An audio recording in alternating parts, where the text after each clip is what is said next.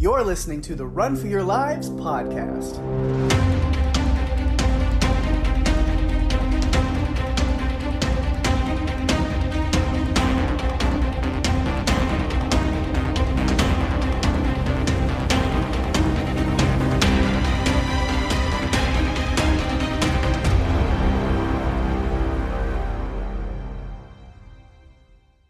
Hey everyone, welcome to the show. I'm Daphne. And I'm Pake.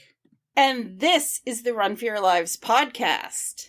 This episode, we're talking about the science fiction black comedy film Colossal, written and directed by Nacho Vigalondo and released April 7th, 2017. Ooh, just 4 years ago. Yes. That's cool. And I had never seen this movie when we chose it for the podcast. Yeah. This is my first time, so I've watched it twice. Yep, I saw it. I've seen it once, I think, back when it came out. I was interested in it and watched it. And I remember liking it, but I did, we're doing some kind of lighter movies for these next, this block of weeks, just because and we'll talk about that at the end of this episode a little more, too. You've been kind of working on, covering Handmaid's Tale and stuff over on House Podcastica. Yes. And I know that is a heavy show, so over here, we're like, well, we'll try to keep it light.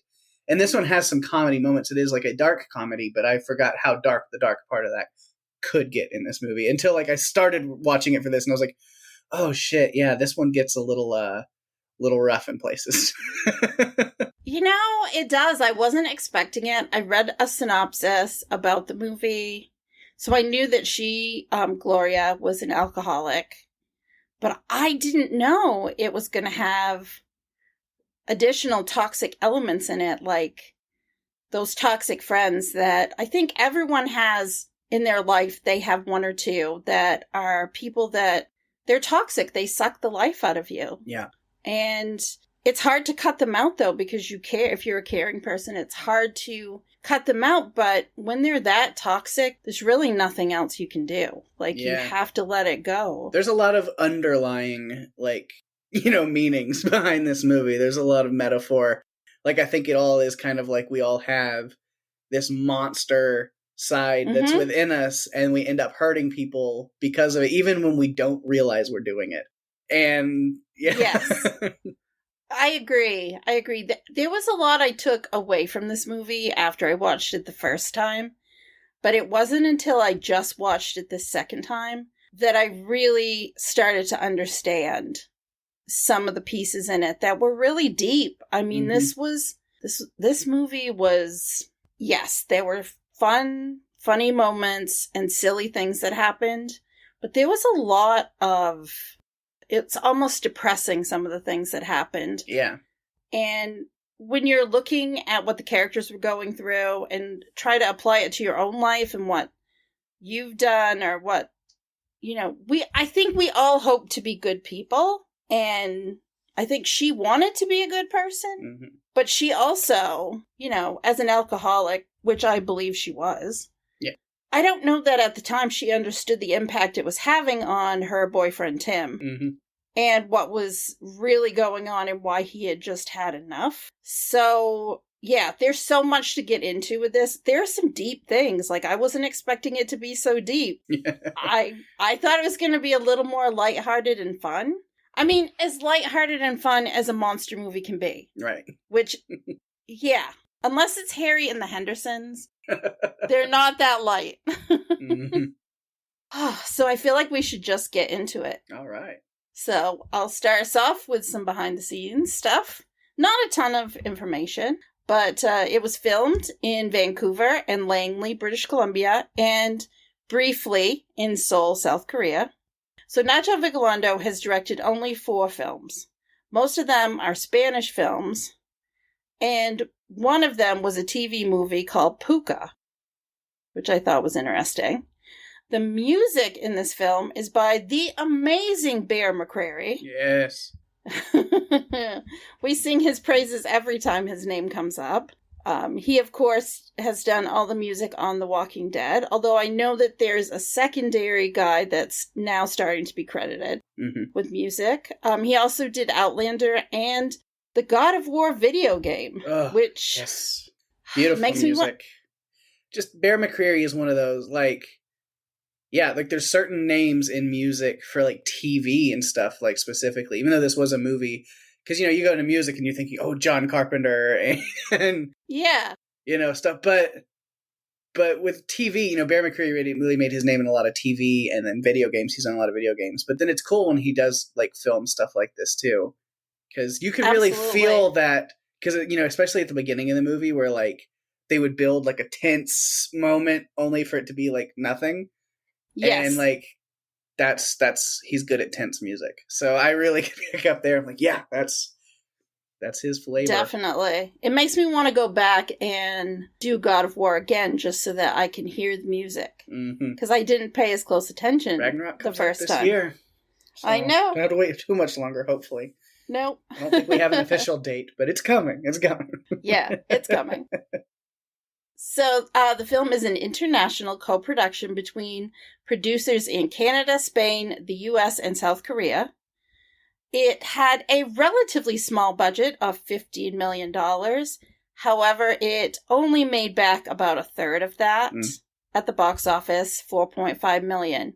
It is popular on Rotten Tomatoes, even though it didn't make back its budget. So it's kind of, bittersweet, I guess. Yeah, I think one of the things, I read a review on it that pointed out the problem, like probably why that happened, is said the problem with Colossal was not the movie itself, but the way it was marketed. Because a lot of the trailers and talk when it first came out made it look like it was more of a fun, like, ooh, goofy monster movie. And not realizing that it was, they didn't show that it was going to be more of like an indie film, dark comedy with some real heavy aspects to it. And so I think the people who initially saw it did not get what they were expecting. And it might have affected the way it was received by, wide audiences. Yeah, I have to say that based on the photos I saw and a little bit of previews, I didn't expect it to be what it was. Yeah. I'm not disappointed, though. I just went into it expecting something different, and this isn't the first time I've gone into a movie thinking that it was going to be something else. And it turned out to be something quite different. So I'm okay with it. I think after watching it twice, it really gave me a chance to understand the movie a bit more. I think on the first viewing, there's just things that, you may not notice so much. But on the second viewing, it was like, oh, wow, I missed that the first time around. Uh-huh. I also think when you do it for a podcast... Oh, yeah. It's a little bit different. We've talked about that before. Definitely. So Colossal clocked in at 110 minutes. And Pake, it's your turn. What is the synopsis? All right. I almost just went right into it with like, I think I'm going to do it like movie pitch voice. That's my... Go ahead. We'll subvert expectations with the synopsis, even make it sound like it's something it's not. Gloria is an out-of-work party girl forced to leave her life in New York City and move back home. When reports surface that a giant creature is destroying Seoul, she gradually comes to the realization that she is somehow connected to this phenomenon. Fun and laughs for the whole family. Yeah, no. Not really. Not really, but, I thought that was great. I think you should do that for all of the movies going forward. Next week's should be easy. Oh, yeah. To do that, too. But we're not going to tell you what that is, guys. Not yet. Not yet. Gotta stick around the end. Yeah, absolutely. All right. Well, we've talked a little bit about the movie as far as kind of as a whole and what we thought of certain things. But let's dive into, our usual conversation. And that starts with the characters, definitely deeply flawed and interesting characters of this movie. Yeah, they definitely were flawed. I felt like at times I was peeling back the layers of an onion, especially when it came to Oscar. Mm-hmm. Because I feel like he was presented in a way that I was skeptical of him and kind of thought he was a bit sketchy. Yeah. And turns out I was pretty right on with that.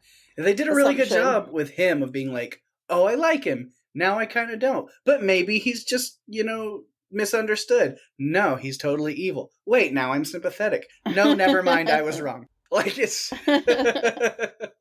And what casting? I mean, Jason Sudeikis is not known for roles like this at all. No, not at all. Especially because I'm a big fan of, like, Ted Lasso, which is, of course, after this.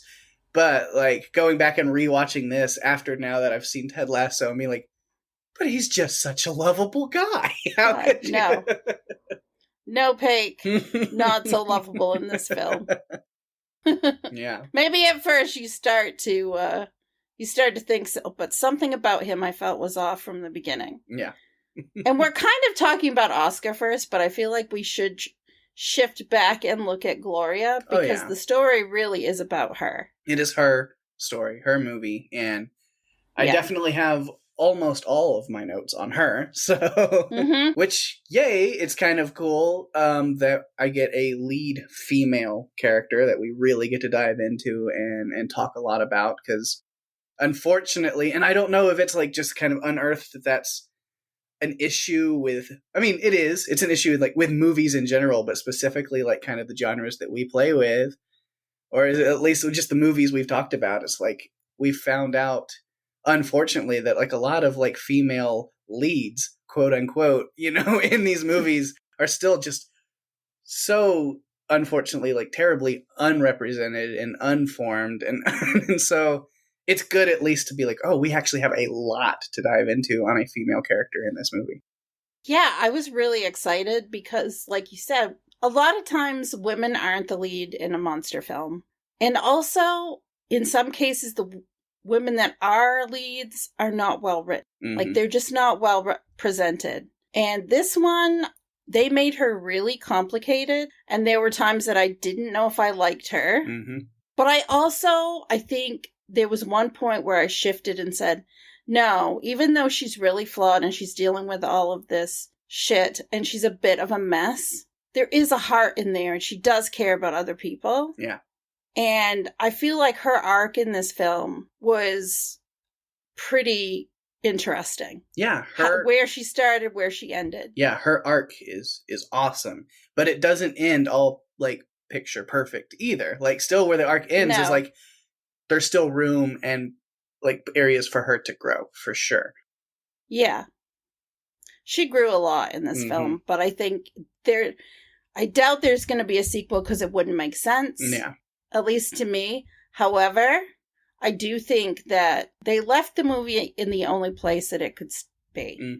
I'm glad they didn't tie it up with a ribbon and say, oh, and she lived happily ever after and all of her problems were solved. That is not what this movie was about. And if they had done that, I would have been really disappointed.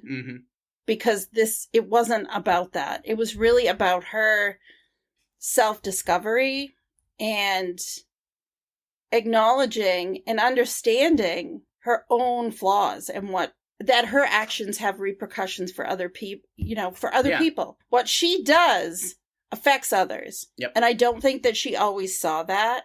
I especially think at the beginning of the movie, we see right away she's a bit of a mess. She's been out of work for a year and she's kind of leeching off her boyfriend, Tim. Yeah. Until he finally says, I've had enough and, you have to leave. And he didn't do it to be mean or malicious. I think he was trying really to get her to acknowledge that she had some issues she needed to work on. Yeah. Because he stayed in touch and like they had a plan. They were going to be communicating. And yeah, it was definitely him pushing her to be better.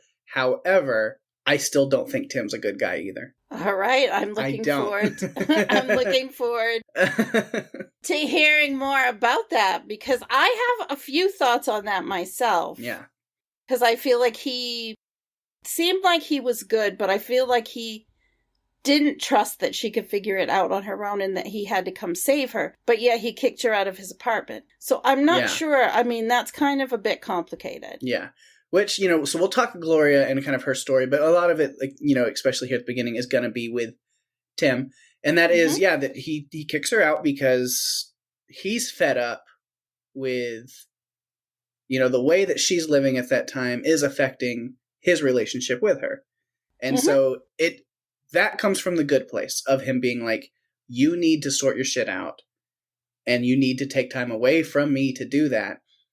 But that's the good side of it. The negative side of that is that there's a selfishness there to it. Because it's not necessarily, he's like, you need to sort yourself out so your life is better.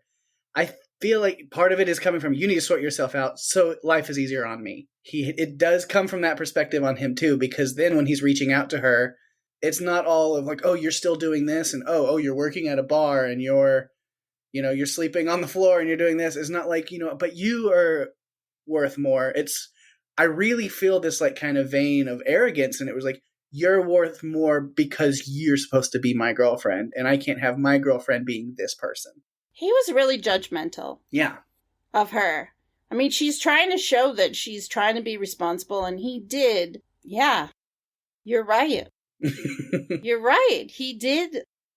Though it may have come or seemed to come from a good place, it wasn't cut and dry. It was complicated. Yeah, he was, definitely not on the level of Oscar. Oh my God. But he still was manipulative. When he comes down, I'm jumping way ahead, but when he comes, to that town that she's in or that area, and she's explaining, oh, I got a job at a bar, and I go, you're not a waitress. You're this, you're that. Like, he's kind of telling her what she's supposed to be. Yeah. If you're going to send her out to sort her shit and figure out who she is, you got to let her do it. Then stop trying to tell her what she's supposed to do. Let her figure it out. Yeah. Sometimes you have to do that. Like, when you're trying to figure shit out and you have to go and do it on your own, you have to do it because all of the outside influences are leading you in different directions. Yeah. And if you want to know who you are or what your purpose is, you have to figure it out on your own and not have those influences. He can't have both worlds. He can't have her figure out who she is, but also be in control of her. It doesn't work that way. And that's what he wants. Yeah. Yeah. And you can't have that. Gotta let go. And when you break up with someone and kick them out of your house, and I applaud him for wanting to make sure she's okay. Yeah. However, she didn't need anyone else controlling her. Yeah. And I feel like she had so many people controlling her. So I guess, I'll talk her whole arc as far as the relationship status, and then we can go back and look at more of, personal. But relationship, because, we see that arc where, Tim comes down and, there's kind of this gesture he eventually says, like, oh, I don't even have a job. This was for you. And I think that's a nice gesture, but it's... Yes. Again, it all kind of stems from him wanting to be in control. To where, because the way he lashes out at her whenever, oh, but you're working at this bar with this guy, and it's not enough for him. And so I think then it's kind of like, well, let me take you back. Now that you've started getting better at things, now let me take you back so I can, get you back in the position that I want you to be in versus what makes you happy. Exactly. And then even whenever she kind of leaves him at the end, I think it was the right choice. Because I think she would have been going back just into another, manipulative relationship. Yeah. Because when he's I'm leaving tomorrow and you're coming with me. And when he's not so giving upset, her a choice. Yeah, and when she doesn't show up and then he's all, while she's in Seoul and he's talking to her well, what are you doing? Why would you, it's like, I like that her independence is where she finds herself at the end. She's like, you know what? It's none of your business. Yeah. She needed to get to that point. And I think he kind of helped push her there. Yeah. Because him coming to see her kind of reminded her, oh yeah, he kicked me out. He wants me to be this. But what do I want? Yeah. And no one bothers to ask her. Not really. She has this little side fling with Joel, who I actually did think was a decent guy. Yeah. Sucked in by a real toxic friend. And we'll talk more about Oscar later, but there are some things that go down with Oscar and his two friends that I'm just like, how can you even be talking to him? Yeah. That's the only, the negative side of Joel is the fact that he's an enabler still. As he was a nice guy. He didn't do anything bad, but he also didn't do anything to stop the bad things from happening. No. No, he went along for the ride. And why we never got to see, I have to wonder, did Joel have some thing he was holding over him? Or was he there by choice? Yeah. Because I can't imagine wanting to be there by choice. Mm-hmm. Not when his true colors come out. Yeah.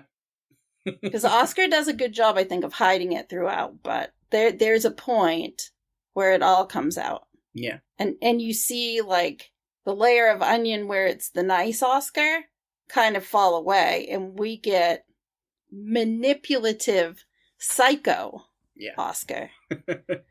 Not a good guy. Not fun. All right. Yeah. Man, we just keep jumping off. I was like, we got many things. But we things are tied together. So it's... Yeah. But with Gloria, try to steer it back there a little bit. Okay. Sounds good. She kicked out and she ends up returning to her old hometown. I'm assuming it's her parents' like summer home. I mean, we don't even get like really what her relationship with her parents, or if they're still around, or what. Like it's... Yeah, we don't get that information. I'm assuming that it was her parents' house. Yeah, which luckily she has that she can go to when she's kicked out, so that's good. But yeah, she kind of returns there and she doesn't know what to do until she runs into Oscar. And things seem to be going really well at that point, where it's like, reuniting with an old elementary school friend. She's kind of, due to a lot of the trauma and things that happened, she doesn't remember exactly how their relationship as kids ended. Yeah, that didn't come out. Yeah. She didn't remember that even as a kid, he was quite a shithead. Yes. But, it's, seeing this old friend again, and things go well. She kind of reunites with him. They're having great conversation. He enables her with her alcohol. And so... Yes. It's a comfortable place for her at first. Yeah, because she can kind of continue to be the person she was, which is, let's have a good drink and a good laugh and not remember the next day what happened the night before. Yeah, and you see that she's so aloof in those things, because of that first conversation she has with Oscar, where it's like, oh, you work at the bar with your dad. She at least remembers your dad owns this bar. And he's like, well, my dad passed away, so I inherited it, and now I own the bar. Oh, I'm sorry to hear about your dad. That must be really hard for your mom. Well, she died years before that. You were at the funeral. You don't remember that? Yeah. Yeah, she seems to have memory issues, I think. Mm-hmm. Like, she doesn't remember. In some cases, when there were conversations, I'm like, is she not remembering because she was drunk? But then I started to wonder, is it because she was struck by lightning on the head? Yeah. That could be a part of it also, for sure. Yeah. Yeah. And it's weird because we get to follow her arc, or her story, kind of through her lens, where we see her drinking and having a good time, and then it just cuts to her waking up in her house the next morning, and then Oscar's over there, and he's like, yeah, I brought you a TV. And she's like, why'd you bring me a TV? And we're not privy to any of this information either. We find out the way that she does. It's like, well, when we were at the bar last night, so we assume after she'd gotten to a point of drunk, you told me your whole life story, what happened with Tim, and now you're down here and you're sleeping on the floor and you don't have anything, so I brought you this. And so we just find out she just spilled everything. Yeah. We find out the way that she does with Oscar telling us. And I thought that was kind of cool that, like, we followed it through her lens, where once she was drunk and didn't know what was going on, we didn't either. We didn't either. Nope, we definitely didn't. I was confused at first, but then I just figured she was blacking out and we were just experiencing it. Yeah. Like, we were just going through whatever she went through. Like he said, if she blacked out, we blacked out. We don't know what's going on. Yeah. We're having to put the pieces together at the same time she is. Yeah. And, so she wakes up, she has this TV, and that's when she then, sees what she sees on the computer before. But, so she does have her computer. But yeah, then that's when she is hit with this news after sleeping all day, because she was out and walking through the park at 8 in the morning to get home after the bar. Yes. That this attack on Seoul with this giant monster has happened that morning. And when she calls Tim freaking out about it, he's like, that happened at like 8 o'clock this morning. Where were you? Yeah. And I realized, like, well, I know where she was. She was there. She was causing it. Yes. Walking through that park at that exact moment. Yeah. And, it takes her a little while to figure it out. I mean, I don't know. I'm curious. Did you figure it out right off the bat? I mean, I guess if you'd read kind of a synopsis, maybe you Well, I kind of knew that that she was going to be connected to the monster, but I was more interested in how she figured it out herself. Yeah. And it really was, noticing these similarities between her movements and the monster's movements, like her talking on the cell phone and throwing it after, and watching the monster talking like this with her hand up by its ear, and then throwing whatever, like her throwing the cell phone. Yeah. And I feel like scratch on the top of the head. It's her tick, that nervous tick, that is connected to the monster even more, which is fun.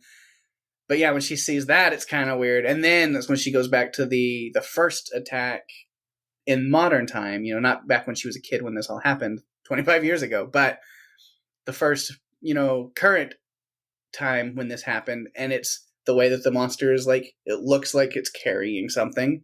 And then she's thinking about it. She's like, well, shit, I was carrying that mattress in a bag as I traipsed through the park. Yes, exactly. And I remember, too, they were sitting in the bar. When she's starting to figure it out, she was sitting in the bar, and Garth is actually talking about, and I'll just read the quote. It's in my quotes, but I'll read it now because it really fits to what we're doing. He says, as they're all sitting down, and Gloria's kind of holding her head like she's figuring this out. Yeah. Garth says, have you ever noticed how it just keeps destroying everything in its path, but it never looks down? It's like it's being operated by remote control. If you were walking, surrounded by buildings up to your waist or your shoulder, would you look around to see where you're going? Even if you want to destroy everything, it makes no sense to keep staring straight ahead if everything is below you. And that, I think it really started to hit her. She starts making the map to try to map out this, the city of Seoul, how it relates to the park.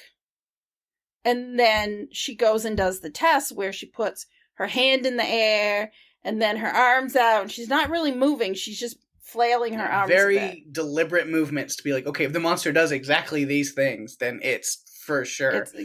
Then I'm connected. While she's doing that, and it's always because it's at the exact same time every morning. So the kids are like going to school, walking to school in the morning. Those same kids from that like apartment complex right across the street from the park. And I was like, man, those kids have to think she's just crazy. Because she's just like walking out there early in the morning and then just throwing her hand up in the air and just standing there. Or then she gets into fist fights with some guy like out in the park in the same spot. And it's like, what the fuck are these people doing? These like... And I kept crazy adults. I don't know what they're doing, but they're weird. We just ignore them. I keep wondering, like, why do they keep showing this apartment complex? And then I realized it's because they're trying to you can hear the TVs from there. Yeah, like while they're fighting, you hear the people in the apartments like all tuned in to every morning in Seoul or, at night in Seoul. But at morning here, like, ooh, the monster, this is the time the monster comes, what's happening? And oh, the robot's back, and they're cheering for the monster punching and kicking the robot, and then booing when the robot is attacking the monster. And it's... And there's some significance to 8:05 a.m., which we learn a little bit more later about why that time is so important. But we'll get to that in a bit. Yes. But yeah, I so feel it's official. Yeah. She's controlling the monster. She figures it out. She's controlling the monster. Very officially. Yeah. What were you saying? I feel like when she realized that she was controlling it, there was just...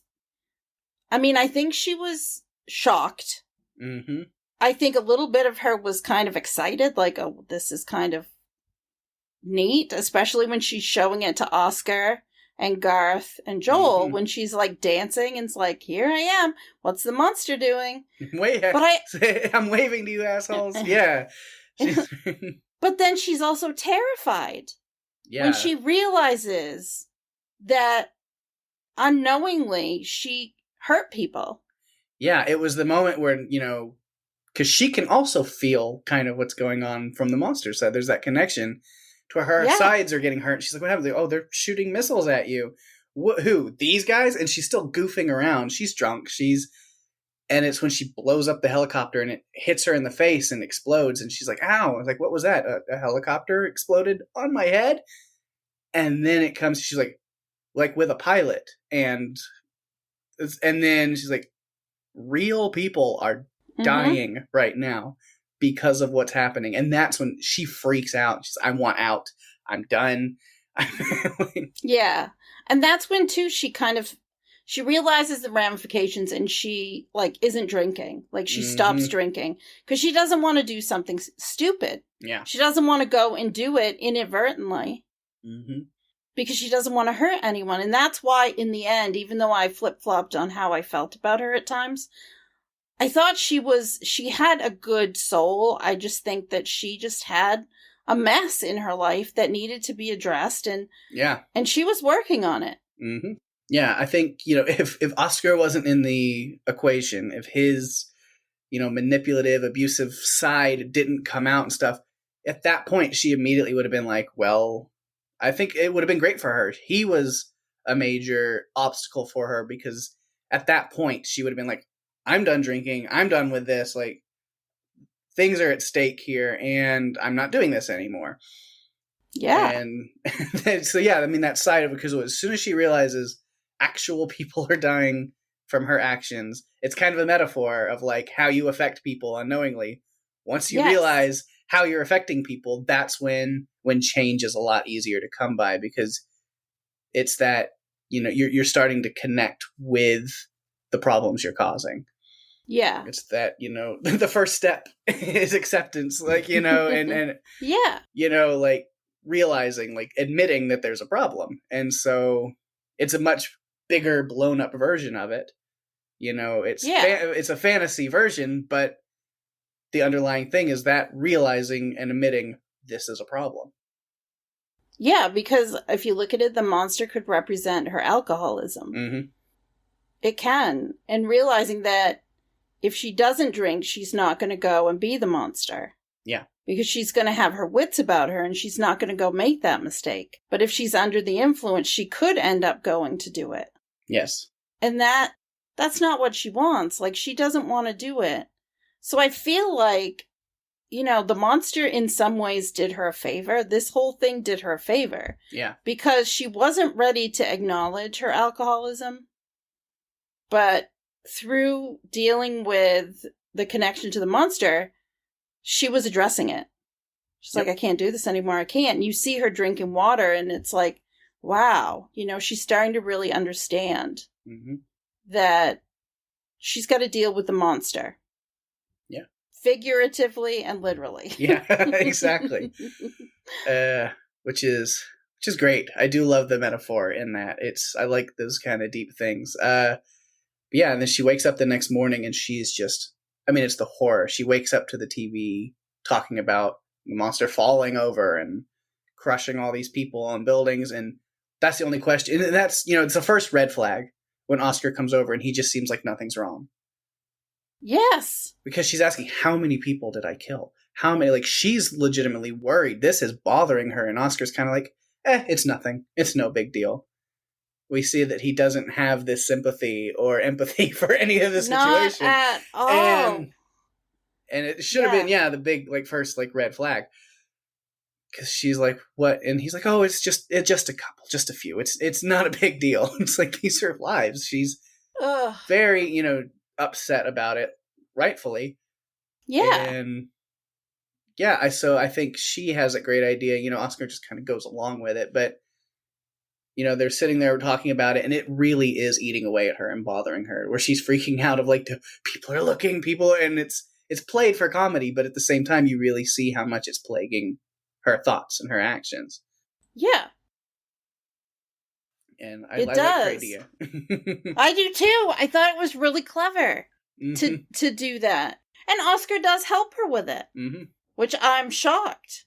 But when Oscar we can't move on without mentioning that Oscar is not bothered because he's more excited about the fact that a robot has appeared in Seoul. And the robot is him, and he is high on knowing that he has the same ability as she does. She calls him out for it perfectly in a scene where he has broken, like, not really broken. He has the key, which is weird, but, the scene where he's sitting there in her living room waiting for her to get home freaks her the hell out.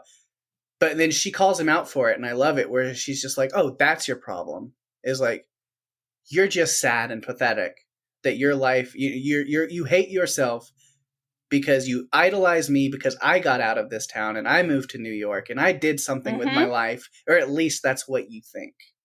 Mm-hmm. And you're mad because you're still here working your daddy's bar, and that's not enough for you. So now that something has finally happened that's interesting to you in your life, you're running with it because finally you feel special. Finally you feel like something, And it's harsh, but when she calls him out for it, it's like, yeah, tell him. Yeah, she needed to. I wrote down some of that speech because I loved it. I thought, I'm so glad that you finally, are speaking up to him. And that's when she actually calls Tim on the phone and says, I'm leaving with you. Mm-hmm. I can't tell you what's going on, but trust me, I'm gonna come with you. Yeah. And which she wasn't. She had no intention of leaving with him. No. But she knew those are the words that are going to... Yes. To get under Oscar's skin even more. Absolutely. Really. And then they have a fight, and I actually wrote this down. She uses his furniture against him. Because she starts hitting him with the chair that he gave her, knocking the bookcase on his head, bookcase that he gave her, like all of the things that... The TV that he gave her gets pushed into him into the corner, yeah. Yeah, so she used all of his furniture against him, and I liked that. I'm like, you go, girl. Kick his butt. Do this. Yeah. I liked that a lot. That made me very happy. I was glad that she was standing up to him, especially because, he really was just incredibly toxic. Yeah. That's, yeah. That's the best way to put it. And then that's, during that conversation, and we skipped over some stuff, we were talking about like, the restaurant, they go and get it was a mistake. I'm sorry, it won't happen again. Translated to Korean so she can write that out as the monster, which is cool because then everybody's like, oh, now the monster's friendly and intelligent and it's the savior of Seoul, like Godzilla, for us. It's that kind of parallel, which is funny. And then her storyline with Joel, which I was waiting for that to get even worse initially because I was like, oh, Oscar's going to get really jealous and something bad's going to happen to Joel. Luckily, it didn't go that way. No, but I feel like her showing up, so she goes and has this kind of one-night stand with Joel, who I still think is one of the only decent people. Yeah. That they're... With flaws still, movie. But nice. With flaws, but still, somewhat nice. It's a dirty move, pretending to be shocked by his kiss again, just to play with him. I was like, oh, come on. You gotta tie that back. Because that was the first red flag we saw of Oscar, to cut back to that, though, is when Joel tries to kiss her at the bar, and she's not into it at that time. And then Oscar freaks out on him. Oh, which, there's, a part you're like, okay, cool, he's standing up for the woman, but then also, he's being a real dick about it, and he's not letting it go. No. No. And so she goes and has this one-night stand, which I think is a one-night stand. Mm-hmm. Yeah, she had no intentions of being with this guy, I don't think. No. I don't know if you can say problem with her or not. If he's that's a whole, bucket of worms I don't want to get into. But, consent and stuff like that is if he's understanding that this is a one-time thing, then that's totally fine. But if she's leading him on, that's a different thing. Yeah, that's another thing entirely. So she goes there, and they do it. Yep. Let's just say it. They have a one-night stand, and she gets up, and I feel like she wants to sneak out. Yeah. The next day.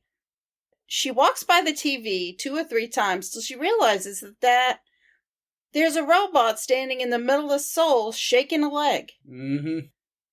And she realizes what Oscar's up to. And so she wakes Joel up and they go to the park. This is where I feel like Oscar saw her with Joel. Mm-hmm. And that was the thing that pushed him almost all the way over. I feel like Tim showing up pushed him the rest of the way. Yeah. But this pushed him over after that because he was not happy about that at all. Mm-hmm. He was pissed, and you could tell. Yeah. And she talks him down and gets him to leave the park, but not for very long. Yeah, he just has this, in that speech that I alluded to, she does say that it's not just you being possessive of me, but that was definitely a big part of it, I think, he wants control. He is a control addict. And so being able to hold this over her and be like, well, you can't quit or I'm going to destroy people in Seoul. You can't leave or I'm going to kill people. And he's like, Yes. and I can do it and I can get away with it because this doesn't make any sense. Like, as far as like, there's nothing that can come back on me because that's crazy, you know? So I can get away with these things. You know, oh, you're going to sleep with my friend?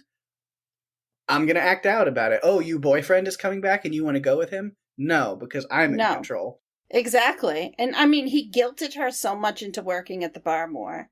Mm-hmm. And then he showed how much control over her that he had when he tells her to go put the projection screen up. Mm-hmm. And Garth wants to help her. Oscar's having none of it. And then he tells her, you either drink this beer, knowing that she's drinking water and trying to be good. Mm-hmm. He wants her to drink the beer, or he'll go and walk in Seoul. Yeah, and then this is where, so then like this whole like metaphor, but it's not even a metaphor, it's pretty on the nose, about abusive relationships and stuff like that is really part of this, of like seeing how these things, because, I'm getting into my Oscar notes a little bit, but man, the one line that just makes my skin crawl, that got under me, I was like, is when he says, let me see, we can cut out where I'm in between. But where did I put that fucking quote? Yeah, there it is. Okay, when he says, please know I'm only being this pushy, because deep down I know you really want it. The fucking scummiest line I think I've ever heard. He is the scum of the earth. Like, this is when I'm like, you're at the point of no return, buddy.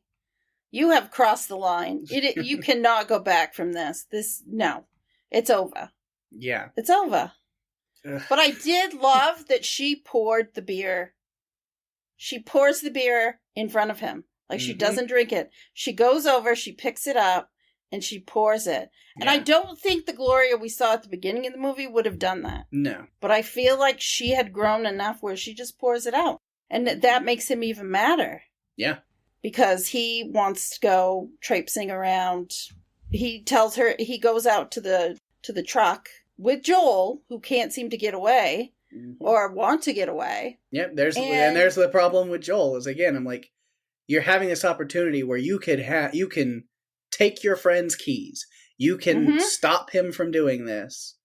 But you just sit there and shut your mouth and you're compliant and you don't step up for anybody and you don't. And that's where I lose respect for Joel and Garth, really. I mean, Garth stands up for himself the last time we see him, which is nice. Yeah, which is just before that. I mean, we see Garth just before that. And, I mean, Oscar was just wretched. He's making fun of Garth's digestive problems and accusing him of being a junkie, snorting cocaine. And I'm just like thinking to myself, is this really how he treats his friends? It's just like this. It was ridiculous the way that he was treating Garth. I don't blame him for leaving. Yeah. And we really get to I feel like the root of the thing, of part of it, when he gets out of the truck before he leaves with Joel and he walks over to her and he just basically says, I know you think everything revolves around you, but it doesn't.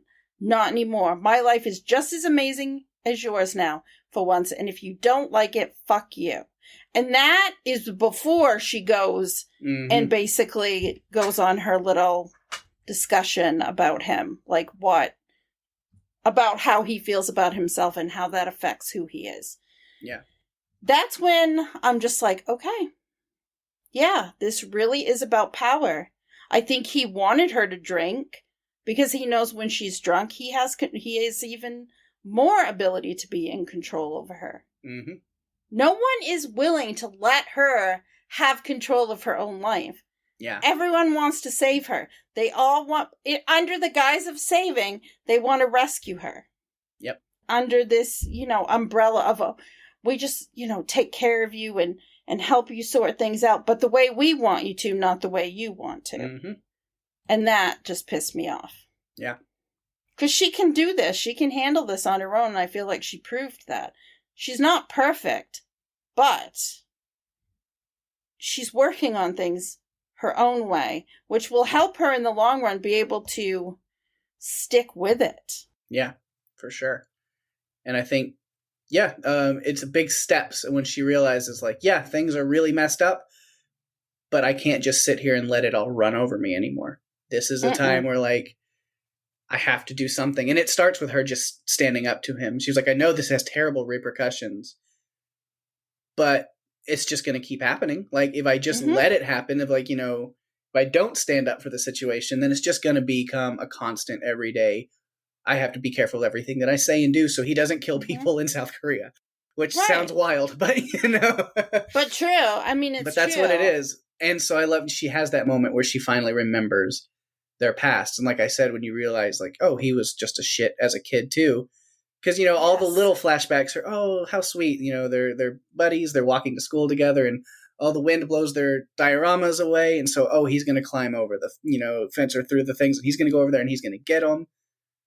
It's like, oh, so he was a good friend until when he doesn't realize that she is there also.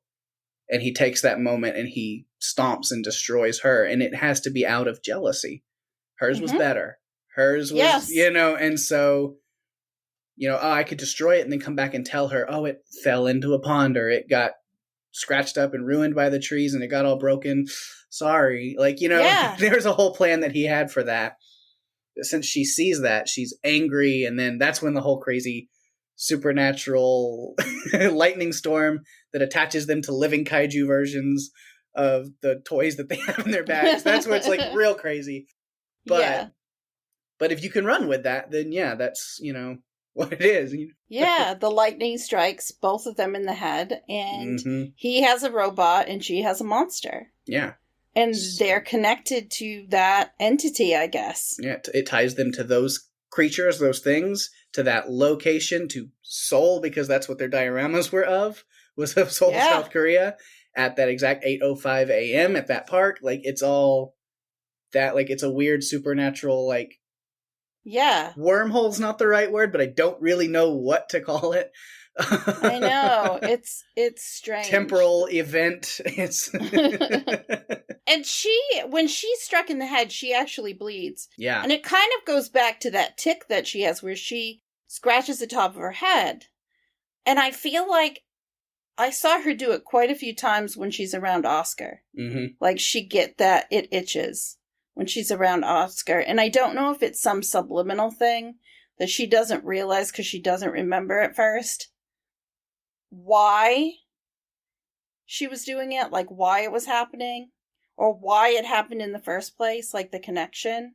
But, I mean, he didn't bleed. At least they didn't show us him bleeding from the head, but she did. Yeah. There's one trickle of blood that, after the lightning.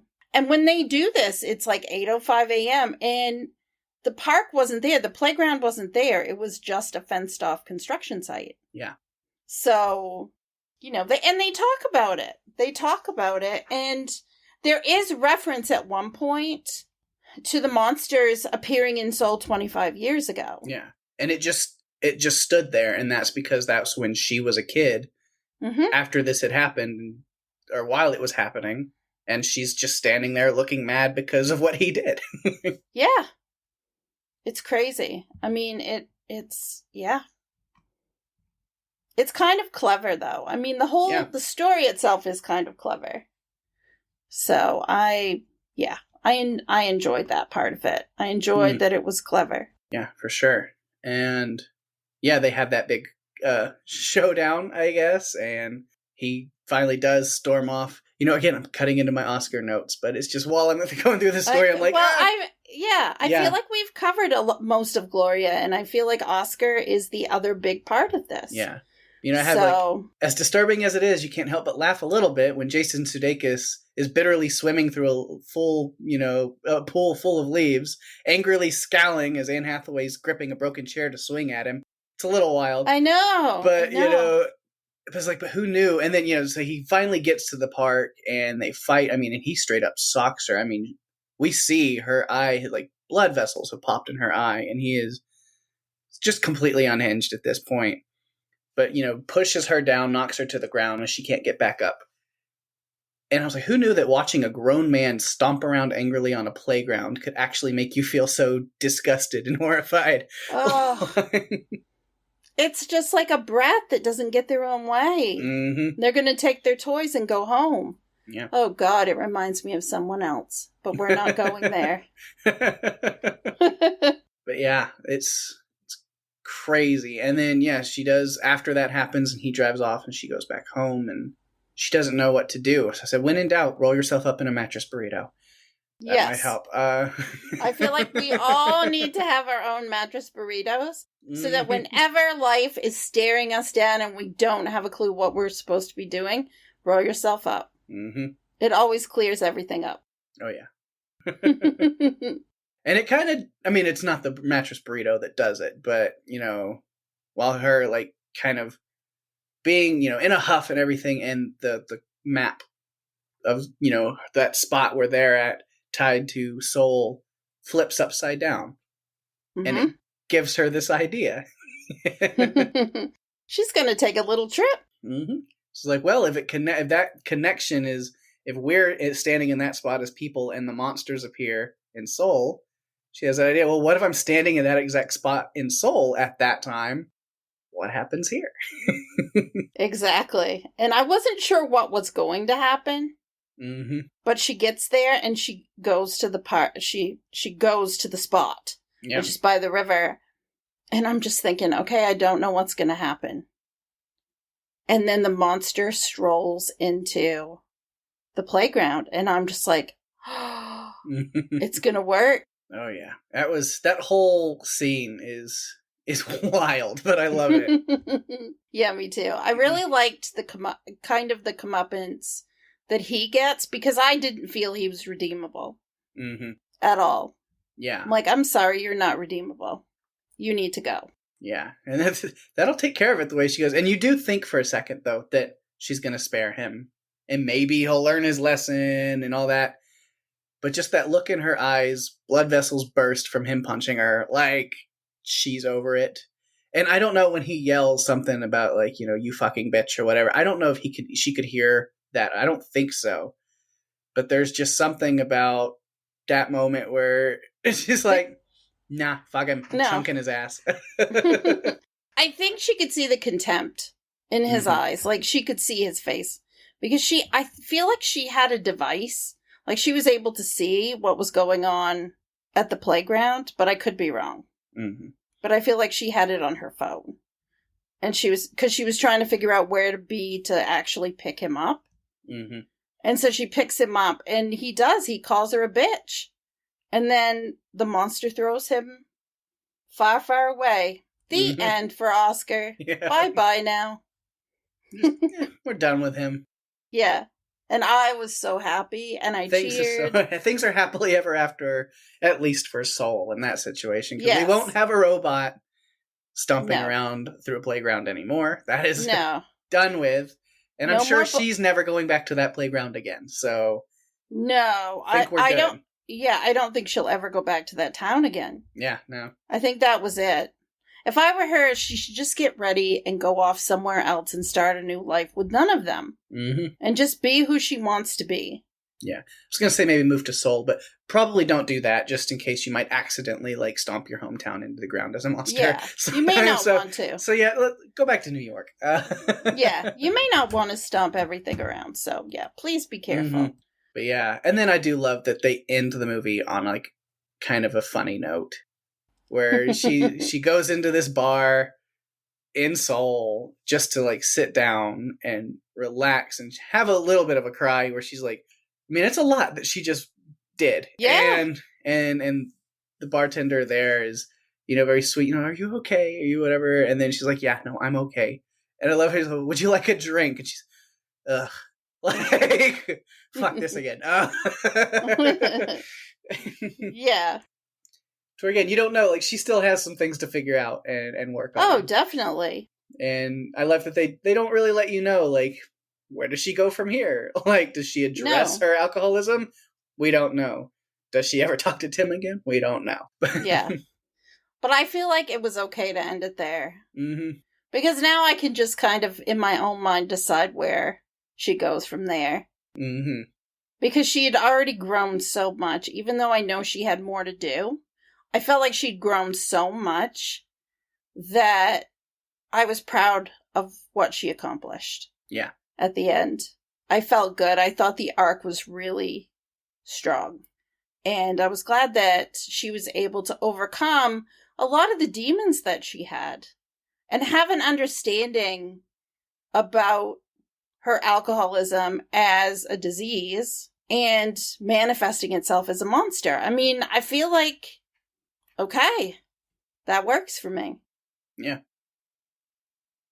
All right. Well, I would say, we can move on to other characters. But like I also said, I was like, most of my notes were Gloria, and then the notes that I have on a lot of the other characters, I just kind of threw into that conversation. Yeah. So I feel like we've covered so much already. So I'm kind of thinking like, we can kind of just run through the characters a little bit and then throw in the notes that we have that we didn't talk about with them. So I'll start with Oscar and then see what I have that I didn't talk about. I do like that, like the video of their first interaction where she slaps him has gone viral of the monster slapping the robot, and they've done the whole Thug Life like memeing it, and that was fun. But he gets so hung up on that. Yes. So like he's playing it off like, oh, it's nothing, it's funny. He's like, you've been watching that all day. Obviously, it is like ingrained, like it is living in your head, and it's bothering him, and because he's getting drunk while he's watching this video, and that's what leads to him lashing out at his friends, or at least Garth, and just really showing that true side of him. That's like when he's drunk, he's a real asshole. He is like his true colors come out, and like not only is he an asshole, he's an aggressive asshole. Absolutely. He does not let things go, and he has to have the upper hand and the final word. Always. And that's where it really starts to take a dark turn, is once you see, not even physically yet, but just mentally, and like the way he can just like manipulate the way he treats people. And you really see that, like with Garth, where Garth has enough, and he's like, I'm leaving. He's like, but you know what? And he's like, I thought you said you were leaving. Like, he's gonna have that upper hand on everybody. The last word. He's not gonna let Garth be able to come back.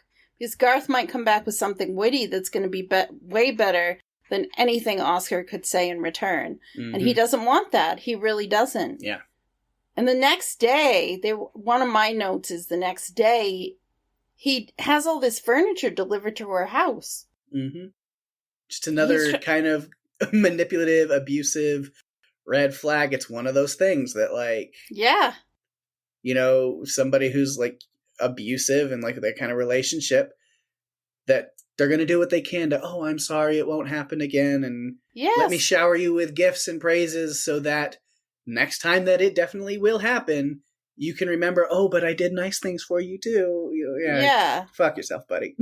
Yeah. And he tells her, he's like, I feel shitty that I hurt you, and I'm thinking to myself, but not really, because you're going to be pissed off in 10 minutes. Yeah.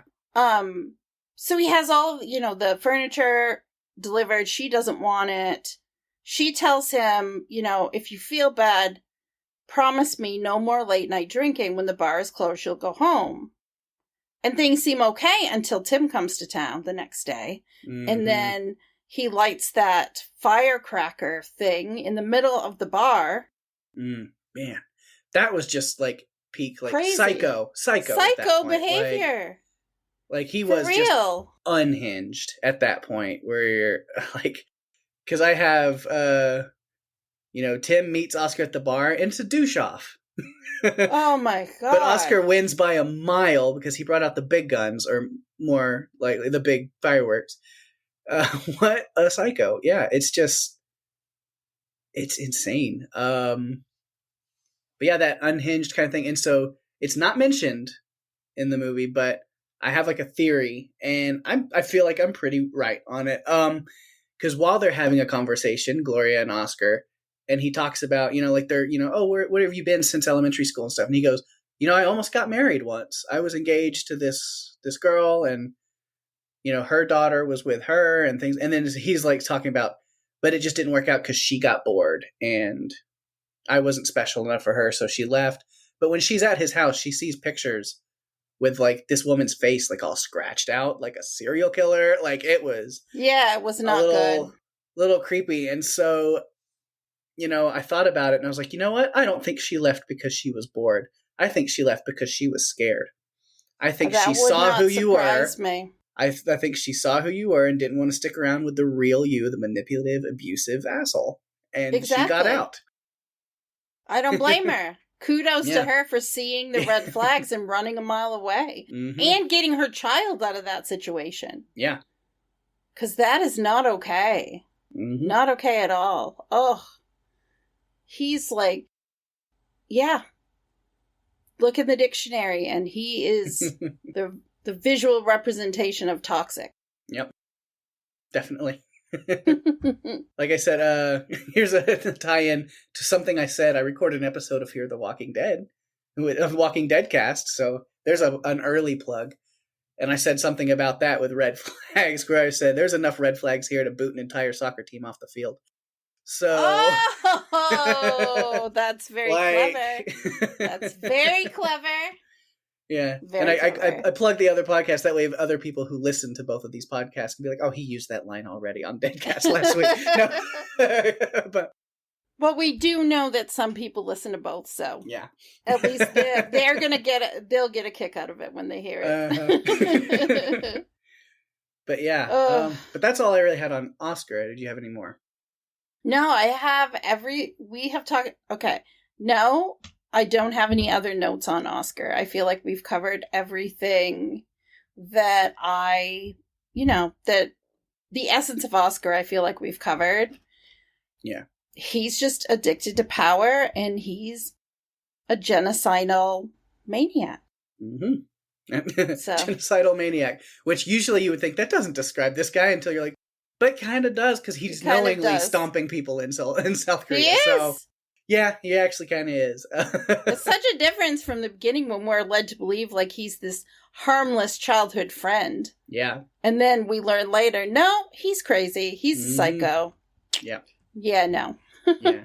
So the next character is Tim, which I don't have a lot, but I like Dan Stevens a lot. Dan Stevens is awesome. He's mostly known, really, the show Legion, which was incredible. I have not seen that, but I have heard wonderful things. It comes highly recommended. It's on my list if I ever get to my list. Killed it in that. And then I also just recently saw him in a Eurovision Song Contest, the story of Fire Saga with Will Ferrell. It was on Netflix because he's he's like the Russian singer at Eurovision in that movie, and he's absolutely hilarious. Of course so he has quite a good range, and I like him as an actor a lot. Yeah.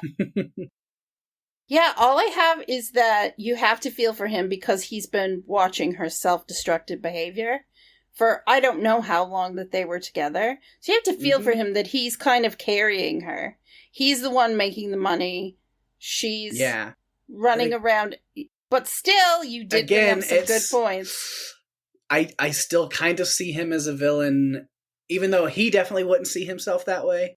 And it's that you're hurting people without even realizing you are. It applies to him too. Yes, it because does. Like you said, he's been carrying her and helping her, but he's also not gonna, stop, and think before throwing that in her face and being like, oh, you're just taking money from me and me and me, and now you're working for tips. Like, he's being a dick too. Like, he's got that control issue as well. And so that's why it says, like, oh, she leaves him on the call on her computer and heads to work with Oscar, and he's just sitting there, and I was like, poor Tim, with a question mark, because, like, I still don't know. And then the next thing I was like, no, not poor Tim, fuck him too. Because he's also kind of a prick. Like, if she stays in New York and mooches off of you, she's a failure. But if she moves home and gets a job, but she's a waitress, so she's a failure. Like, what do you expect her to do with her own life? It's not yours, it's hers. So let her live it. So I was very much like, you're kind of a dick too. Like, and that's where that line was like when he meets at the bar, then I was like, it's a douche off. Oh my gosh. I feel though, if you think about how Tim was and his expectations, it ties into how in some families, parents get disappointed in what kids decide to do with their lives. Like parents are, parents look at kids and have all these dreams and aspirations, that are their dreams and aspirations, not what their children want to do. Mm-hmm. And I think sometimes that, that conflict comes up in families because the kids want to go and do something different. And it may not be being a doctor or a lawyer. It might be being a teacher or going into art. Yeah. But then that's kind of a problem with Tim and his relationship idea is because he's not a parent. No. He's not her authority figure. And he's got to learn that, where it's like, they're equals. And so you can't put those kind of expectations on another, like, adult human being who you're supposed to be in an equal relationship with. No, you can't. It's not an equal relationship if that's the case. Yeah. It's really just, a dictatorship, I guess. Yeah. So I don't know, maybe I'm a little harsh on him, I don't know, but like, I don't see him as a good character either. And well, you've definitely pointed out some things that I had not noticed quite so much. I think because part of it is because Oscar was so terrible. Yeah. That I'm just thinking, is there any positive male influence in her life in any way? Because it definitely isn't Oscar. He's just wretched. Mm-hmm. I think Tim did have some good points. Yeah. But he can't fix her. And sending her away or kicking her out and telling her to go find herself or figure it out, then he needs to let her do that. Yep. And not try to manipulate or control the situation. Exactly. But I do still feel like he was somewhat concerned. Maybe it's under the guise of she wasn't doing what he thought she should be doing.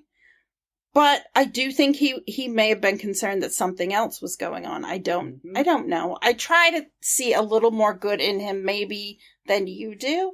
Uh-huh. But not a lot.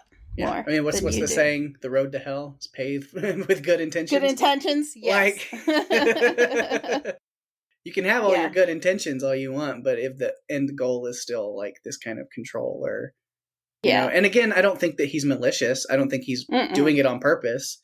I think it just ties into those metaphors and like that kind of story of the things that you're doing that are hurting other people, whether you realize it or not. And I don't think he realizes what he's doing to her, but she eventually does, and that's why she doesn't go with him at the end. And I think that's good for her. I think, this movie really made me think about how I approach things myself. Like, I feel like I have good ideas and good intentions, but it's in the future, I'm going to really think about things a little bit more and think about the ramifications, because it might seem good to me, but it may not work for other people. And but people, I think everybody has that within them. And so it's not necessarily something you need to like always be hung up on. I'm like, but how is every little thing affecting every little person that I know? No. Because you're going to drive yourself crazy with that. But I think what really sets it apart, though, is when confronted with, hey, you did this and it made me feel X, Y, Z, and it was bad because of this. Then where you set yourself apart from some of the characters in this movie is then going, oh shit, let me fix that, instead of doubling down on being the bad person. Like, I think you're right. I think you're definitely right. For sure. Because definitely some of the worst characters in this movie, when confronted with what they were doing wrong, did not fix their ways, but instead made it worse. And that's what makes them bad characters or bad, like villains in the movie. Yeah. Because definitely. also, like Garth and Joel, like, jumping into their notes, because I think we're done on Tim. They also had like those flaws. Like I said, is they sat by while Oscar did all of these things and didn't say anything until finally Garth does do something different. Like he realizes maybe he doesn't have a hold over Oscar. Maybe he can't make Oscar stop or do this, but he can at least say, I'm done with you and this is bullshit and I'm standing up for myself and I'm walking out. And that's whenever I think Garth becomes a better character there, being like, if all else fails, remove yourself from the situation. And he does that. Yeah, agreed. I like to hope that Garth, that was a moment where he realized, I can keep going down this road with Oscar and it's not working. Or I can, tell him off and leave and start doing more with my life that isn't about, enabling a toxic person. Yeah. Basically. And so Joel, I don't think really has that moment. I mean, yeah, he smiles at the end when he realizes it's kind of dark that, like, Oscar is dead. Like, he's gone. And he's like, whew, I'm free of that. But, like, I know. Didn't do a whole lot to do anything to help the situation. So I think he was younger too than the other two. And I think he was more impressionable maybe. Because he just did, I mean, to me he was like a henchman. Yeah. Go deliver this furniture to Gloria's house. So he brings the furniture and he sets it all up in her house, which I thought was very sweet.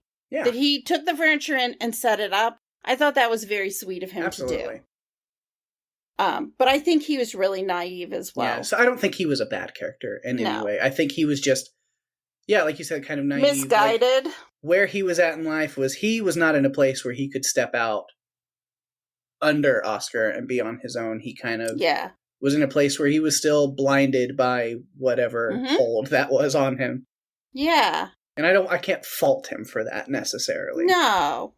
One thing I did like about Garth is he's smarter than I thought he was, because he's the one who starts talking about the monster being a machine controlled remotely. Mm-hmm. It wasn't Oscar figuring this out. It was Garth. Yeah. And that, I'm sure pissed Oscar off that he didn't have the smarts to figure it out. But it is what it is. I liked Garth a lot. And I wish we could have seen more, because Tim Blake Nelson is just a treasure. Yeah, he was really fun. When he was dancing, like imitating, he basically says, this is Oscar trying to seduce someone, and he's doing this silly dance. It just made me laugh. Yeah. He was fun. He's one of my favorite character actors that you see in everything, but he's always just kind of these side characters. And I mean, character actor, that's what he does. And he does it very well. And I really like him. So it's good to see him here. And I wish we could have seen more. Yeah, me too. Less Oscar, more friends. Right, yeah. Garth, his trick that he's building up, I thought that whole scene was kind of funny. And then, fuck the story, do the trick. Yeah. And then he does it, and then Oscar comes back with it's a pretty cool trick. Would probably be better with the story, though. And he's like, fucking seriously, dude? He tried to tell you the story. You wouldn't let him tell it. You're such a control freak. Mm-hmm. So crazy. That's pretty much all I had for notes on characters. Yeah. Other than just the monster and the robot, I have which there's a lot, because they are, for all intents and purposes, Gloria and Oscar. So you kind of get, there's not a lot of development or traits of those characters or those monsters, because we see that through the human counterparts. Yeah. But, just some of those scenes are interesting. The start of the movie is this lost Sailor Moon doll in the park, and then just a giant kaiju in the city. And then, it's oh man. And then we start with the monster, and then we cut back to reality, or I mean, it is reality, but we cut back to modern time and start small again from there, and then build back up to that point. And I thought that was really cool storytelling. Yeah. I really liked the story that we were given. And I love that the director, Nacho Vigalondo, I like that he wrote this story too. He didn't just direct the movie, he wrote it. So I feel like sometimes when you get movies that are written and directed by the same person, there's more at stake and there's more invested. Yeah. And I like that. And I really am going to go back. I went to look at a list of his movies to see what he had. There's one or two in there, Pake, that we could cover. All right. I think we could cover it. They're in Spanish, but we're not afraid of subtitles here. No, that's foreign language movies, not a problem. Not a problem here at Run for Your Lives. So I feel like there's one or two that we can add to our list. Mm-hmm. And that's pretty much, I feel like I covered all of my robot and monster notes under Gloria and Oscar, so I feel that's it. All of my notes. I don't even have anything extra. Oh my goodness, that doesn't happen. Done my notes. I know you have your production notes and stuff, so at least there is that. So all right, let's do it. Okay. So one cool thing, we're always talking about motion capture, and we're always interested in those other things that go on behind the scenes and in movies to bring these monsters to life. There was no motion capture footage used in the creation of the monster. They used footage of Anne Hathaway acting out her parts. They gave it to the CG team, and they used it as reference points. And it was the artists, the CG artists, as opposed to Vigalondo, who were responsible for the look of the monster itself. And he said it was partly due to his lack of artistic ability, and also partly due to him wanting the monster and the robot to feel like characters that felt like they were part of the genre that the movie was playing within. Mm-hmm. So I thought that was kind of neat. Toho, we love Toho. Mm-hmm. We know about them. We've talked about them a lot. They were not pleased with the director's comments that the film was the cheapest Godzilla film ever made. And also showed some photos of Godzilla during the film showing at Cannes Film Festival. The movie was moved from Tokyo to Seoul as a result of a lawsuit and subsequent settlement made prior to the film's release. Wow. Originally, it was supposed to take place in Tokyo. Yeah. But someone forgot to tell the director that you just don't fuck around with Toho. No. You just don't. Leave it alone. Godzilla, just keep it in its own place. Don't bring it up unless it's something positive. Just don't. So, as we've talked about, Nacho Vigalondo is not a household name. He only has, the 5 films.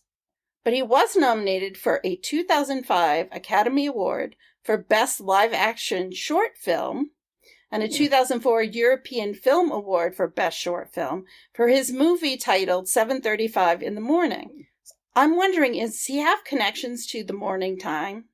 Because everything in this movie took place at 8:05 a.m. So I'm just like, okay, what's going on? What's the next movie going to be? 8:35? I mean, are we moving in 30-minute increments? I don't know.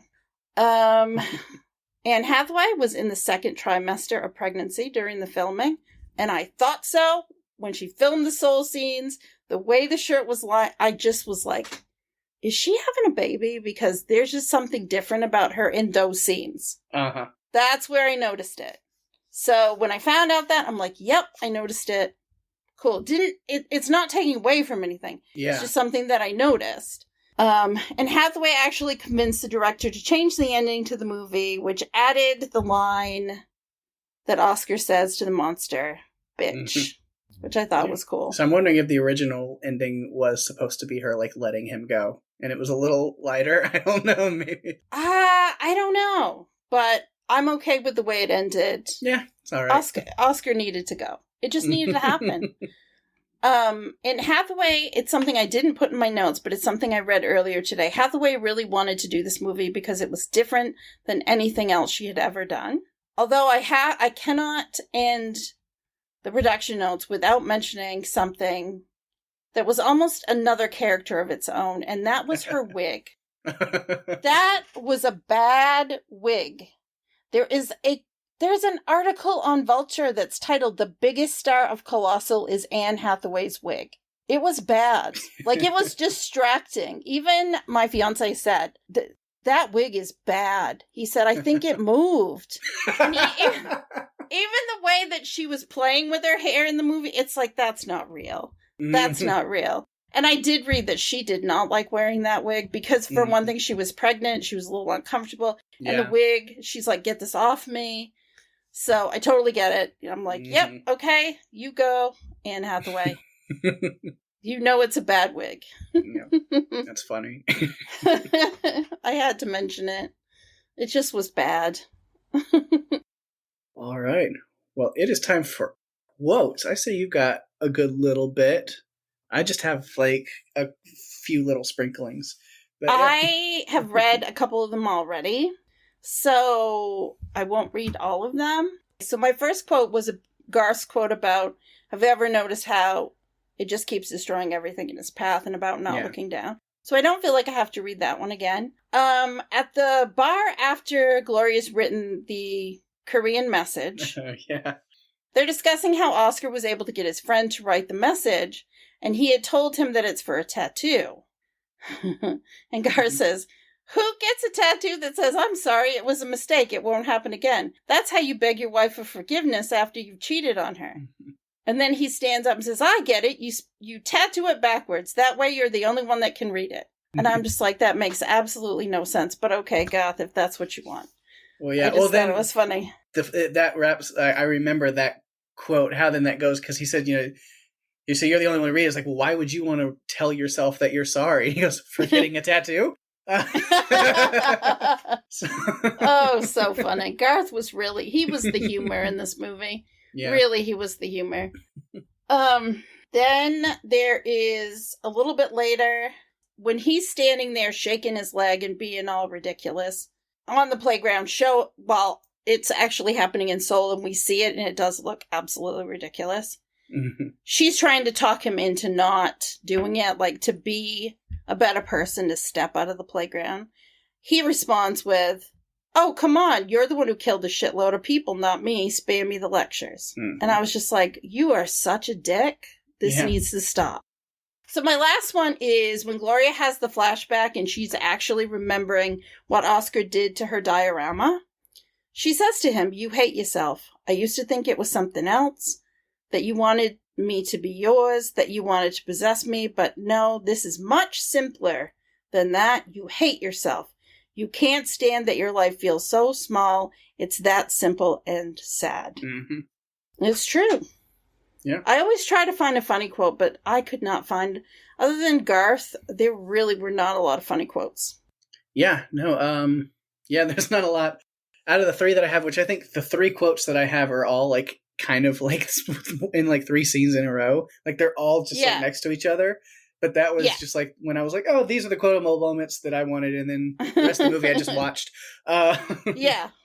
Yeah, I went back today and picked out a couple because it's hard when you're first watching it and you want to pay attention. And because this is one that I had never seen before, I had to watch it a second time because I wanted to, really figure it out, like get more into it to see if I missed anything. And I did miss some things the first time around. Yeah. But Pake, why don't you tell us what quotes you have? All right. The first one, it's not a funny quote. It's actually like not at all. But out of context, it sounds ridiculous. And so those are kind of those moments where, she has like that realization. She says, I killed a shitload of people because I was acting like a drunk idiot again. Which it's true. Yeah, it's very like heavy. But like she's acknowledging it. Yeah. It's heavy, she's acknowledging, but like out of context, like you're acting like a drunk idiot and you killed a shitload of people, and you're just like, what? Yeah, it doesn't sound very good. I did I guess the funniest one I have is while they're in the diner kind of discussing what's going on, and she's freaking out. She's like, people are staring, people are looking at us, we need to be quieter. And Oscar responds by just looking up like the older lady who's like watching them. He goes, hi, I'm the robot and she's the monster. I knew you would pick that one. Yeah. I purposely did not pick it because I knew that you were going to. And I'm like, no, Peg's going to pick that one so I can leave it alone. Because he knows that they're going to be like, oh, okay, whatever, and leave him alone. So yeah. And then the last one I have, which it's kind of weird that I have it in here because it's like the one moment of Oscar being nice. Oh, God. And so it was kind of like, oh, should I include this? Because like, no, he's a bad person. Fuck him. But like, no, because I thought it was a good quote either way.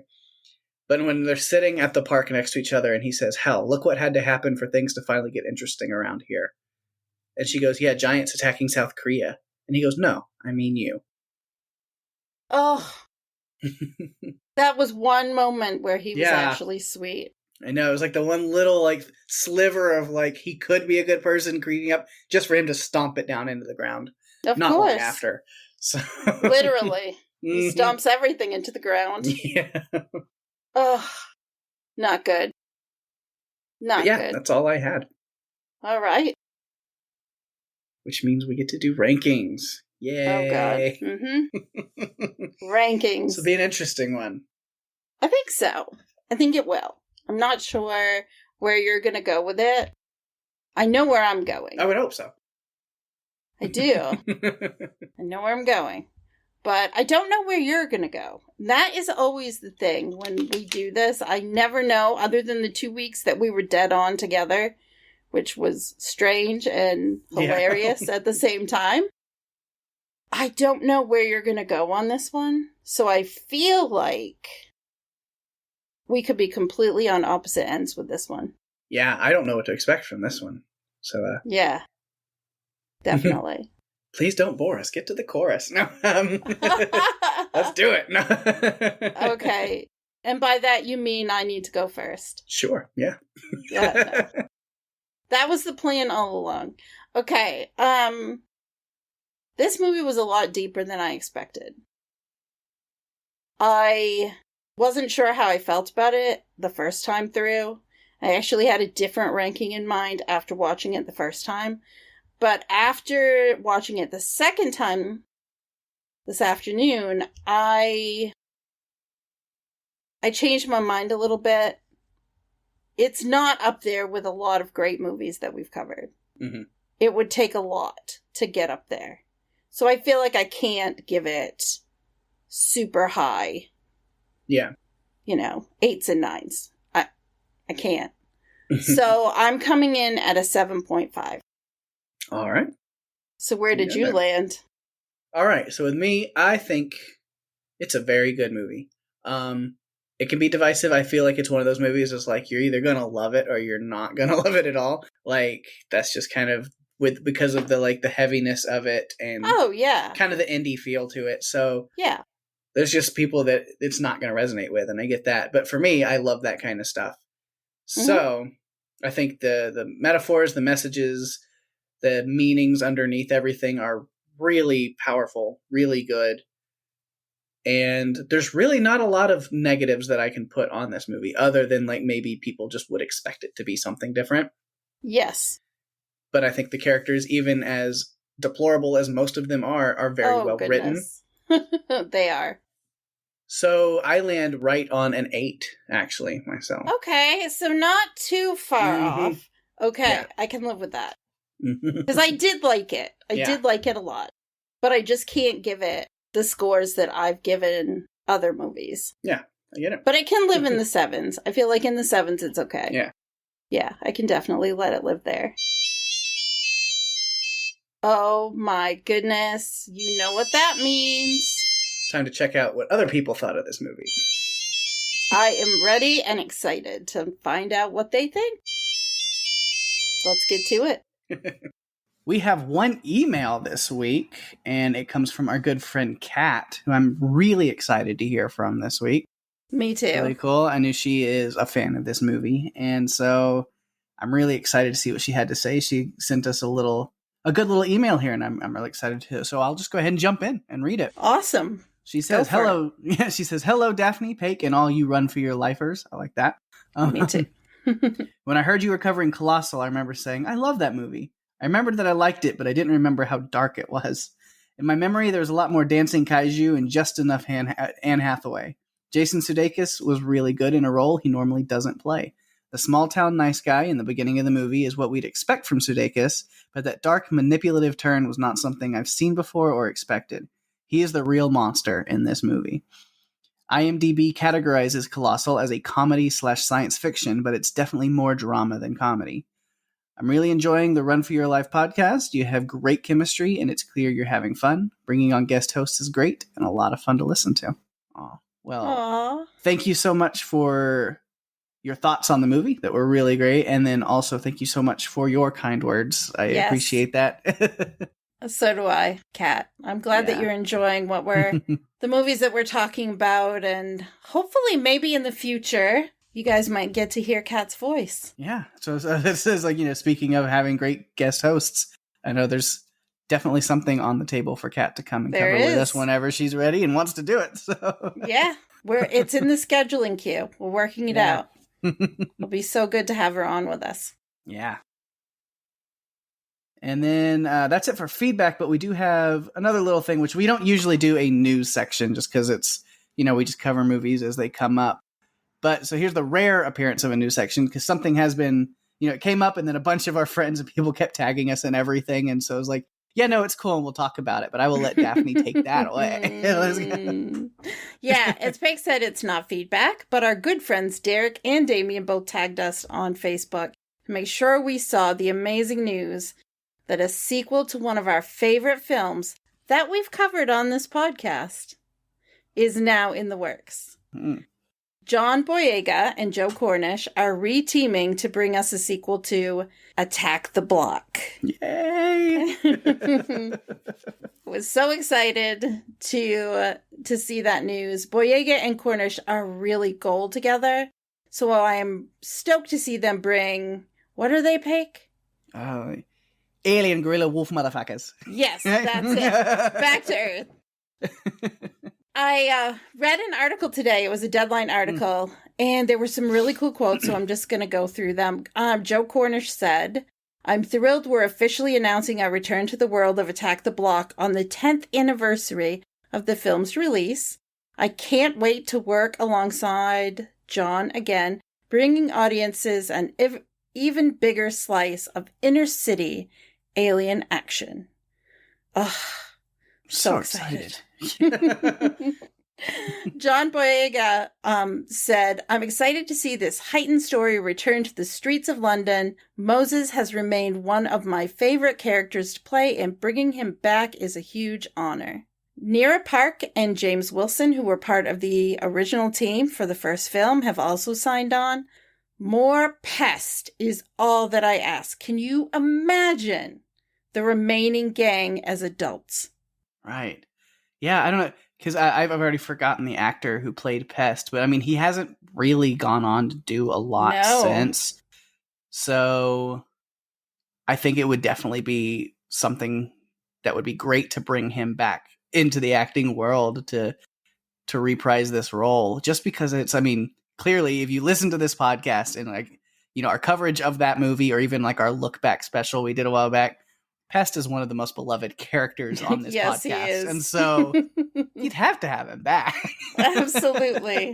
Please bring him back. It's so important, at least to us, that he be part of this new movie. Of course, we're going to watch it no matter what, but there were a few of them lived at the end. So bring them back. And the little kids, the two little kids, oh my gosh, they're all grown up now. Yeah. Because they're like adults now, so it's man. I can't imagine. Can you imagine? Oh my gosh. Yeah. They have to do it. I'm so excited for this. It may be a couple of years before we even get to see this film, but the thought of it just has me super, super pumped. Awesome. That's cool. So yeah, we don't do news very often, but when something like that comes up, we got to talk about it. Absolutely. So excited. Well, awesome. And again, thank you, Kat, for your feedback. And we always love feedback here at Run for Your Lives. We want to hear from every single one of you who's listening. If you ever want to reach out, there's a couple ways to do that, of course. I'll always throw those out to you. You can find us on Facebook at facebook.com/runforyourlivespodcast, where you can comment on posts that we make there every week about the movies we're covering. You can email us like Kat did, or even send your voicemails through email at runforyourlivespodcast@gmail.com. You can find us on Twitter at RFYL Podcast and Instagram at Run for Your Lives Podcast. And always, if you're enjoying the show, make sure to share the love, spread the love, whether it's through leaving us feedback or telling your friends and bringing new people into the fold. And you can send them to all those social media places that I just said, or to our website at runforyourlivespodcast.com, which will have links to all of that social media, plus links to all of our podcast players, because we're on Spotify, Apple Podcasts, Stitcher, Audible, Pandora. I'm just naming everything off the top of my head. Everything. Any place. And YouTube. We are on YouTube. YouTube as well. Please search Run for Your Lives podcast on YouTube and give us some views and stuff over there. Or, I know some people that when you mention podcasts and like, well, they are on YouTube. Yes, you can tell them yes. We're there. So yeah, cool. Send people that way as well. And we always appreciate every one of you for listening. Absolutely. Yeah, all of our podcast library is available there. So, and this episode as well is there. So please go and give it a listen. like our YouTube page, like our YouTube channel. We'd like to be able to get one of those vanity URLs, youtube.com/runforyourlivespodcast. Yeah. To do that, we have to have a certain number of likes. So please go give it a like. Subscribe. Yeah. Not likes, subscriptions. Yes. And then, of course, I'll throw out again some more shout outs to things going on in our little podcast universe. Mainly, it's kind of a lot of the same right now, as far as a lot of the podcasts. Friends are working on different TV series, so they're still going through those. But again, I will remind you so you know what's going on. House Podcastica with Daphne right here is talking Handmaid's Tale with our friends Wendy and Jason. They're covering season 4 as it's coming out. Jason is also on the Walking Dead cast and in the Podcastica network. Him and Lucy or different other people have been kind of jumping in a rotation of guest hosts, including next week.